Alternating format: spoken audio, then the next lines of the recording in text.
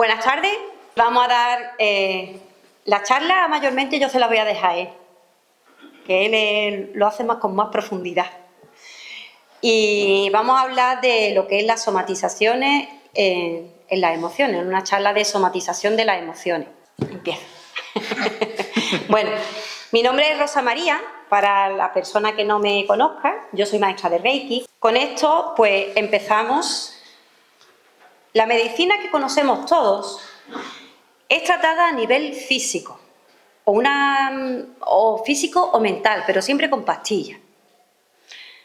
Que sí, que todo eso está muy bien. Pero vamos a hablar un poquito de lo que son la somatización de las emociones. Ya en otras ocasiones hemos tenido charlas anteriores y hemos hablado desde el punto de la psicología cómo cuando reprimimos nuestras emociones, el cuerpo lo acaba manifestando. Es así a nivel físico. Esta forma de interpretación se llama somatizar. Cuando vivimos algo psicológicamente o sentimos cierta emoción, se puede acabar manifestando como una enfermedad o como síntomas en nuestro cuerpo, con el objetivo de prevenir o sanar esa situación. Por lo cual, tus emociones pueden llegar a enfermar, te pueden llegar a enfermar. Se pueden producir enfermedades psicosomáticas, como actualmente como se le llama, enfermedades psicosomáticas. Y se pueden dar por emociones negativas o por problemas emocionales derivados del estrés, de la ansiedad o de la depresión, o incluso de situaciones que nos llevan a la cotidianidad, algo que nos sucede, un imprevisto que nos pueda suceder en casa, en el trabajo, en ámbito social. Todo eso también conlleva alguna emoción psicosomática.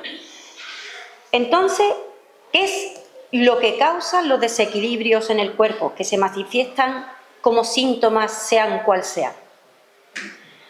Para encontrar respuestas que sean con sentido, que sean científicas e integrales, hay que ir mucho más allá de convencionalismo y creencia. Porque todos creemos que la enfermedad muchas veces nos viene dada por herencia. Y hay veces que no. Aquí hablamos no solamente de herencias, sino también, sobre todo, de creencias. Creemos que tenemos una enfermedad y la enfermedad sale. Hay muchos médicos que no solo tratan el cuerpo físico. Actualmente también hay doctores que van mucho más allá. Intentan de buscar una combinación entre lo que es la ciencia médica y las terapias alternativas. Ya cada vez hay más médicos que se decantan por formarse no solamente científicamente como médicos, como medicina, sino también en otras terapias complementarias. Por ejemplo, la medicina china. Actividades como, por ejemplo, el qigong, el qigong o el simple hecho de hacer una terapia, o sea, una clase de tai chi, ya lo que está haciendo es moviendo la energía. Y hay muchos médicos que ya se decantan no solamente por la ciencia física, sino también por terapias alternativas. En terapias alternativas no solamente tenemos todo esto que he nombrado, también tenemos el Reiki, que es otra forma de poner nuestras emociones en buena vibración para que ese síntoma pueda ir desapareciendo. Realmente todo esto no llega a salir a la luz hasta que no das con un médico o con un terapeuta adecuado. Hay muchos médicos que no quieren dar ese paso, aunque el caso más que nosotros podemos decir que tenemos más actual es la doctora María José Puche, que además de ser doctora en cirugía y medicina general, ¿no?, aparte de eso, también es maestra de Reiki. En medicina general. En medicina general. Y aparte de eso, pues también es maestra de Reiki, con lo cual ella une la medicina con lo que son las terapias holísticas o el Reiki. ¿Por qué un médico no quiere sacar a la luz lo que es esa formación que tiene en terapia holística? Pues muy fácil, porque la farmacología esto como que no lo contempla, como que no les gusta. Ellos no les interesa de que haya otro tipo de formación en un médico, porque si se trata el síntoma a través de una emoción, ya no le dan la pastillita. Y todo esto es una contrariedad, porque la verdad es que un médico puede unir las dos. Un médico puede dar una terapia y al mismo tiempo ofrecer la medicación que necesita, porque la medicina está ahí para curarnos. Pero todo se puede unir y además van unidos. Por lo menos tratar estos dos, intentar de unir por lo menos estos dos conceptos, lo que es la medicina y todo lo que es el sistema emocional. Pero no solamente unir esas dos cosas, sino también unir el sistema espiritual. Y es que podemos tratar el cuerpo humano, porque es que tenemos tantos regalos a nuestro alrededor, que solamente tratar el cuerpo físico no va a avanzar, porque a ti te pueden dar una medicación, pero lo que hacen es tapar esa enfermedad, no tratan más allá, no quieren ver más allá, no van lo que es a la emoción. Se podría trabajar mucho más profundo yendo a la causa de los malestares, a las enfermedades, y una vez que sepamos la causa con exactitud podemos encontrar la solución mucho más fácil y mucho más efectiva y además permanente. La medicina que conocemos todos es tratada a nivel físico o mental y todo eso está muy bien, como he dicho antes. Pero es solo una tapadera que lo único que hace es eso mismo, no nos hace tratar el síntoma. Tapar el dolor, pero no la causa emocional. Te dan una pastilla, te quitan el dolor, pero no saben por qué te ha venido ese dolor, por qué tienes ese síntoma, de dónde puede venir, qué fue lo que lo originó. Esto es una carrera, un círculo de emociones donde se pone en marcha. El cuerpo físico se pone en marcha cuando existe una emoción que está escondida y al mismo tiempo pues sale del cuerpo. Cuando sentimos de alguna forma algún dolor, lo que pensamos de pronto es tengo miedo, tengo algo malo, y lo único que está haciendo el cuerpo es enviar señales de que algo en ti no está bien. Quizá a lo mejor es porque no lo estás atendiendo adecuadamente y puede ser de un origen, puede ser parte de un origen, que no significa que tenga que ser de la genética. Puede ser parte de un origen, a lo mejor, pues mira, una simple discusión que se haya tenido en casa, o por ejemplo, algo que te han dicho que no lo has digerido bien, entonces podemos tener síntomas de dolor de garganta, del dolor de garganta se pasa al estómago y de ahí a los intestinos. Partimos todos de la base de que todo es energía, todo. Nosotros somos un 4 en 1, como yo suelo decir, físico, mental, emocional y espiritual. Nosotros todos somos seres humanos, pero tenemos esos 4 cuerpos. Y cuando uno cae, los demás también. Cuando el cuerpo físico se daña, no solamente cae el cuerpo físico, el mental ya está funcionando. Porque, por ejemplo, a ti te duele la cabeza, aunque ahora mi amigo Guillermo lo va a hablar con más profundidad. Por ejemplo, tenemos un dolor de cabeza y ya lo que pensamos es que tenemos algo malo. Pero, sin embargo, no sabemos el origen de dónde viene. A lo mejor hay algo que a ti te resonó, que te dijeron y te resonó y tú le estás dando vueltas y de ahí viene el dolor de cabeza, por ejemplo. Puede tener mucha condescendencia. El síntoma, todo esto es muy interesante porque según qué parte del cuerpo salga el síntoma, nos dice exactamente qué es lo que la persona está viviendo, que no está atendiendo. Y por esto está basado en las 5 leyes biológicas descubiertas allá por los 80. Bueno, hay que matizar. Venga. La medicina china lleva siglos con bueno, esto. Sí, totalmente. Y aquí en Occidente, digamos, es cuando ha llegado eso. Exacto. Está demostrado en la ciencia médica y lo que hace unir es la parte psicológica con la parte emocional y con la parte física. Entonces podemos ver el síntoma si es una situación de conflicto o enojo o de riña en mi casa, o tengo una situación donde estoy tragando algo que no me gusta, Cada situación depende cómo la estoy percibiendo en la vida y quiera tratar de cambiar. Eso es la somatización. Somatizar es simplemente que está sucediendo algo a nivel psicológico y emocional, que lo estamos sintiendo o está saliendo a través del cuerpo físico, con un síntoma o un desequilibrio.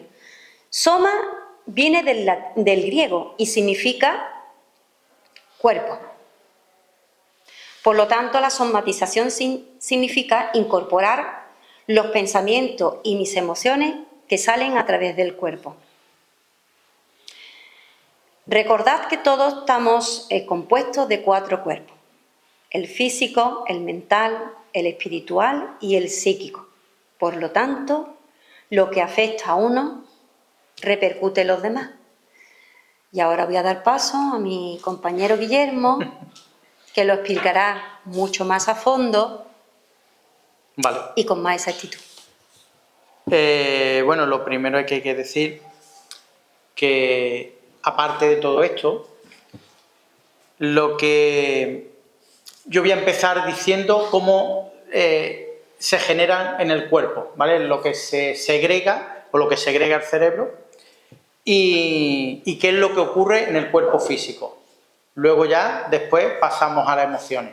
Pero es para que entendáis lo que ocurre en el proceso, ¿vale? De cuando empezamos a pensar, a darle vueltas a la cabeza, lo que ocurre en el cuerpo físico, que ahí es donde vienen todos los malestares. Lo voy a resumir mucho, ¿vale? Porque si no, esto sería una cátedra de física y química y tampoco queremos esto. El cerebro segrega muchas hormonas, muchas. ¿Qué ocurre? Que cuando son temas emocionales buenos, pues no nos damos cuenta, no nos percatamos de lo que pasa en el cuerpo.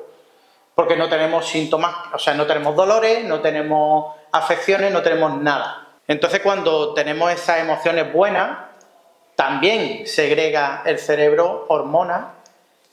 Y bueno, primero voy a decir las malas y después os cuento las buenas. ¿Habéis escuchado hablar del cortisol? Vale.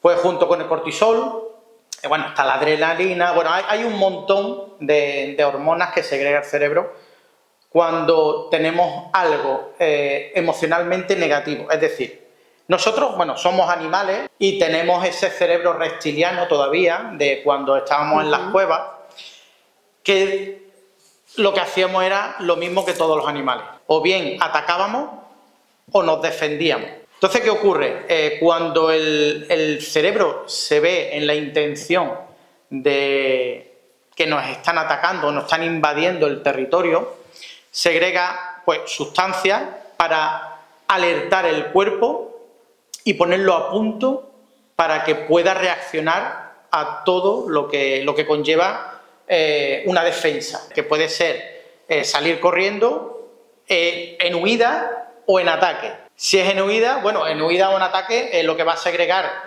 sobre todo, vamos a decirlo así, el cortisol, que sería junto con la adrenalina, los que más potencia dan, ¿no? Entonces, digamos, como que paraliza una serie, por decirlo para que lo entendáis, paraliza una serie de sistemas para darle toda la potencia, por ejemplo, a las piernas, para que salgan corriendo, tanto en defensa como en ataque. También a los brazos, porque si tenemos que utilizar los brazos para atacar o defendernos, pues lo mismo, ¿no? Pero lo que es, por ejemplo, si tenemos hambre, pues eso, digamos, como que lo deja a un ladito para darle toda la potencia. Bueno, habéis visto seguramente en muchas películas cuando a lo mejor la electricidad empieza a fallar, pero necesitan, por ejemplo, una cobertura de las naves espaciales, por ejemplo, ¿no? Que eso se ve mucho. Redistribuye toda la energía al campo magnético que nos protege. Entonces quitan muchas cositas de la nave para darle toda la potencia a eso. Pues eso mismo nos pasa a nosotros. ¿Qué es lo que ocurre? Pues eso. Esas hormonas que segrega el cerebro se van, por ejemplo, en este caso, hacia las piernas para que estén activas y preparadas por si tenemos que salir corriendo, como ya he dicho, huyendo o para atacar.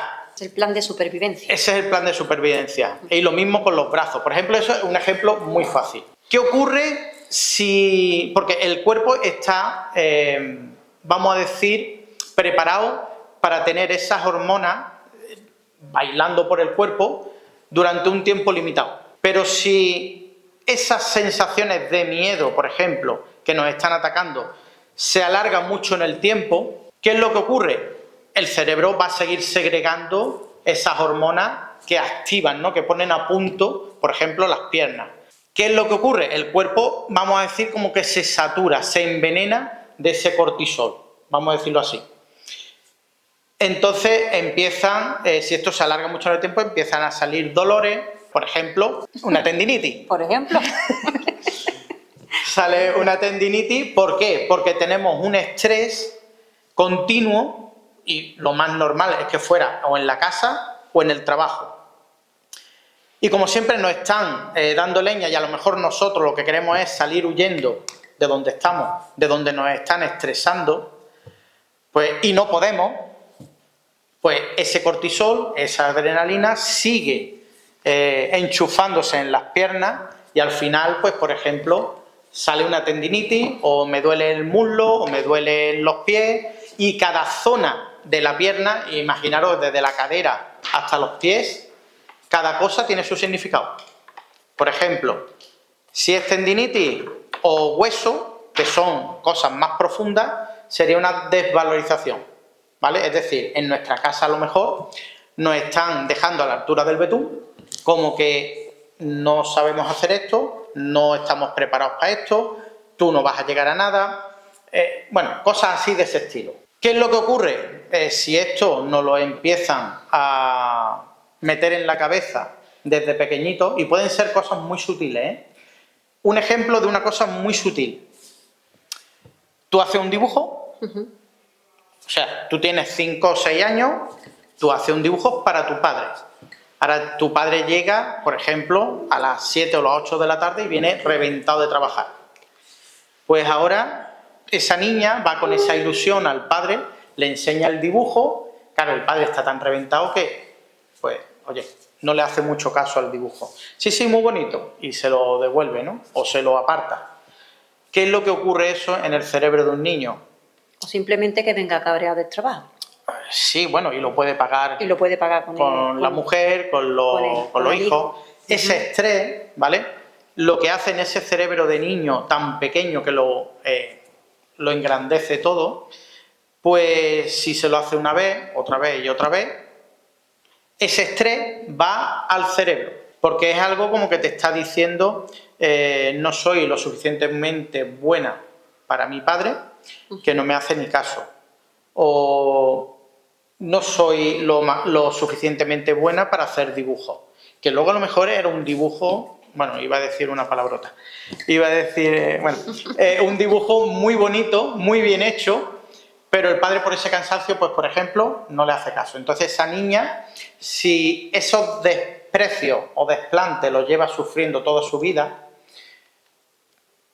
en la adolescencia, luego no será solo el padre, será también, a lo mejor, puede que la madre, puede que los hermanos, compañeros de colegio, de instituto, profesores, en el trabajo, compañeros, el jefe, todo eso se irá, mientras no lo sane, eso se va a ir repitiendo hasta que lo sane.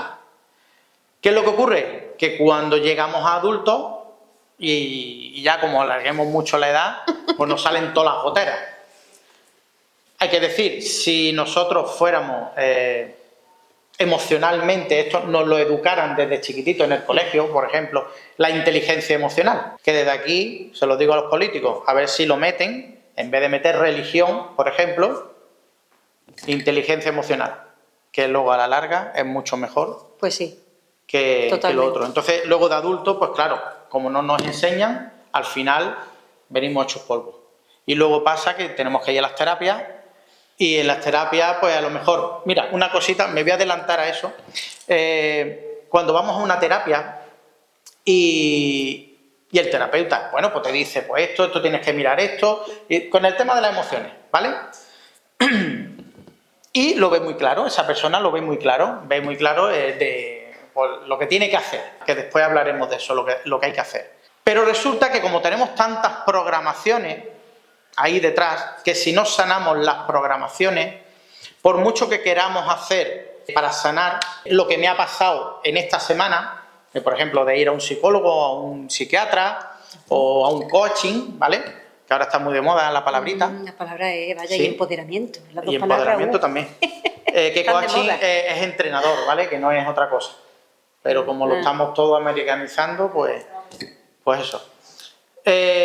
Si el terapeuta no atiende al síntoma de esa dolencia, que, por cierto, dolencia física y cambios de comportamiento también podemos tener. Adicciones, alergias, bueno, podemos tener un montón de cosas. Si el terapeuta no hace bien o no lo han enseñado en la academia, bueno, en la academia, en la universidad, a tratar los síntomas de esas emociones, pues claro, ¿qué ocurre? Si no se trata el programante, porque siempre hay un programante y un detonante, el programante puede ser lo que ocurrió a esa niña de 6 años con el dibujo, que la programó para que ella creyera que no era lo suficientemente buena para su padre. Vaya, ¿Vale? la desvalorizó. Exacto, completamente. Eso a lo mejor se queda ahí, ¿vale? Porque a lo mejor se queda ahí programado, como en un ordenador, tú le metes ese programa y se queda ahí. Y a lo mejor no te ocurre nada a ti, emocionalmente, no te sale ningún síntoma, hasta que a lo mejor, vamos a poner a los 20 años, alguien, pues, bueno, tú, como te gusta el dibujo, pues haces, no sé, un dibujo. Bueno, esto es una foto, coño. Haces un dibujo. Por ejemplo. Por ejemplo. Y ahora viene alguien a los 20, cuando tú tienes 20 años y te dice, ay, pues este dibujo está bien, pero ese pero ya te puede activar ese programante que tú tuviste a los 6 años. Y ahí es cuando te viene otra vez esa desvalorización que te programó tu padre, y a lo mejor tú o bien te enfadas con esa persona o simplemente te vienes abajo, ¿vale? Y si te enfadas con esa persona, realmente no te estás enfadando con esa persona, te estás enfadando con tu padre, que fue el que te originó eso. Los mayores programantes que hay son el padre y la madre. A ver, también hay que decir, no hay que echarles la culpa, porque no se sabe, no tenemos ese libro de instrucciones para educar a los hijos. Entonces, ¿qué ocurre? Nosotros vamos educando a los hijos pues como más buenamente podemos, como nos han enseñado a nosotros. Entonces, claro, pues si a mí me han enseñado pues a no ser cariñoso, pues cuando llego del trabajo a las 7 o las 8 y viene mi niña con ese dibujo, pues en vez de darle un abracito, ¡ay, qué dibujo más bonito!, la cojo en brazos, no sé qué, aunque luego ya la suelte y yo me tumbe en el sofá. Pero ese gesto, claro, ese gesto, premiarla con cariño, con amor. Claro, ese gesto ya le está diciendo a la niña lo contrario a lo de antes. En vez de no soy buena para mi padre o no soy suficiente para mi padre, pues te dice lo contrario. Mi padre me quiere, me apoya, o sea, todas esas cosas. Bueno, el tema es ese. Luego, por ejemplo, lo que ocurre de bueno, ¿vale? Lo estoy resumiendo mucho porque esto es muy amplio de explicar. Lo que ocurre de bueno, lo que se segrega en el cerebro cuando tenemos un abrazo, una sonrisa, una conversación amena, que se acerque a alguien que te gusta, todo lo que se menea, ¿no? Esas maripositas en el estómago, que se suele decir, pues también el cerebro segrega, o cuando tenemos un halago, no sé, cuando nos dicen cosas bonitas, pues también se segregan cosas en el cerebro, hormonas. Una de ellas es la oxitocina, hay otras más. Pero la oxitocina, vamos a decir, sería la hormona de la felicidad y el cortisol sería la hormona del estrés. Tenemos cosas buenas cuando se segregan todas esas cositas, todas esas hormonas que, digamos, salen a las emociones positivas. Como por ejemplo, esto a las mujeres os gusta mucho, la piel dura más tersa, no duelen tantas cosas, en vez de echaros tantas cremitas, abracitos y tomaros las cosas mejor. A los hombres les pasa lo mismo, que no es solo a las mujeres. Eso es simplemente quererse a uno mismo. Por ejemplo, ese amor propio... Ese amor propio que tenemos por nosotras. Por nosotros. Que realmente no necesitamos a nadie. Eso que se suele decir de las medias naranjas, tampoco necesitamos a esa media naranja. Luego, en realidad, lo que ocurre es que cuando buscamos a alguien y nos enamoramos de alguien o nos gusta a alguien, lo que gastamos es a nivel emocional y energético. Si a mí yo tengo una serie de carencias y me fijo en aquel o en aquella, pues y me está gustando, lo que me está diciendo mi cerebro, mi subconsciente, energéticamente y emocionalmente, me está diciendo lo que está gastando de esa persona. Y me está diciendo que lo que a mí me falta me lo puede proporcionar esa persona. Entonces, ¿qué hago? Pues si yo soy echado para adelante, me voy en busca de ellos, de ella, ¿vale? En este caso. De ella. De ella, no vea, eso también manda... bueno, eso. ¿Qué ocurre? Nos vamos complementando. Y ahora, ¿qué es lo que pasa? Si tenemos una desvalorización producida por nuestro padre o nuestra madre y no lo hemos sanado, porque a lo mejor en la adolescencia pues tampoco tenemos la cabeza como para centrarnos en cosas de estas y simplemente, pues bueno, queremos salir de fiesta, estudiar lo menos posible y cosas así. Entonces, ¿qué ocurre? Ese primer novio que nos echemos va a actuar, pues si mi padre era el que me quitaba todo ese valor, ese novio va a coger el rol. ¿Por qué? Porque yo no he sanado con lo de mi padre. Entonces ese novio ocupa ese sitio y va a hacer exactamente lo mismo que mi padre. Novio, y si con ese novio lo dejamos y no hemos aprendido, vendrá otro y pasará exactamente lo mismo. Así repetiremos patrones hasta que haya uno en el momento en que tú realmente digas hasta aquí. O bien le des puerta o le des un ultimátum. Que o te trata como a ti te gusta que te trate, que ahí es donde está el amor propio, ¿vale? El valorarnos, respetarnos, querernos, ser sinceros con nosotros mismos, tener paciencia con nosotros, tolerancia, comprensión. Porque muchas veces también nos cargan con culpas que muchas veces no son ni nuestras. Otra cosa, por ejemplo, vamos a decir, un ejemplo de una culpa que no es nuestra, pero nos la han echado. Mi madre tiene que trabajar. Que me suena a mí eso. Sí, ¿no? Sí. Mi madre tiene que trabajar. Y a lo mejor, pues mi padre, por supuesto, o no está, o también tiene que trabajar. ¿Quién se hace cargo de los hermanos? Yo, que soy el mayor. Si ahora a algún hermano le ocurre algo, y a lo mejor yo voy a decir que tengo 12, 13 años, y ahora un hermano pues se cae, se hace una brecha aquí, y cuando vienen los padres de trabajar, pues claro, ¿qué es lo que hacen? Pues le regañan al grande porque no ha estado a cargo del pequeño. Esa culpa me la llevo yo y ahí se queda, programada. Es una responsabilidad. Realmente ese niño no tiene esa responsabilidad. La responsabilidad es de los padres. ¿Pero qué es lo que ocurre? Normalmente el hombre, el humano, lo que hace es echar siempre culpas a los demás. Porque, hombre, ¿cómo me voy a echar yo la culpa? O tiran balones fuera. A ver, siempre la culpa es del otro. A mí me ocurre esto, pues pero la culpa es del otro, no es mía. Eso que hacemos mucho, la culpa es del gobierno, Claro. que no hace lo que tiene que hacer, por ejemplo. Y realmente todo lo que nos ocurre a nosotros lo vamos proyectando hacia el exterior. Estoy resumiendo mucho. Si queréis preguntar algo, lo podéis hacer, porque ya os digo, esto es muy amplio, entonces estoy resumiendo mucho.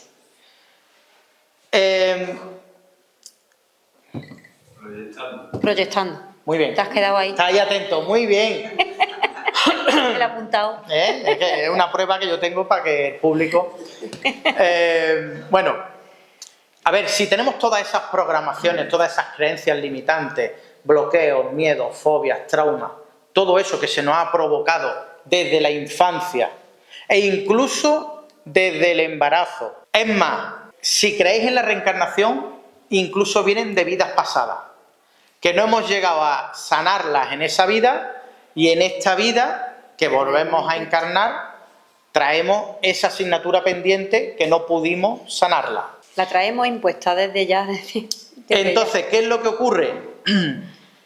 Todas esas cosas que tenemos ahí, emocionales, todo ese ruido mental de preocupaciones, todo tipo de cosas de ese estilo, aparte de todo lo que hemos dicho, todo eso lo vamos proyectando hacia afuera.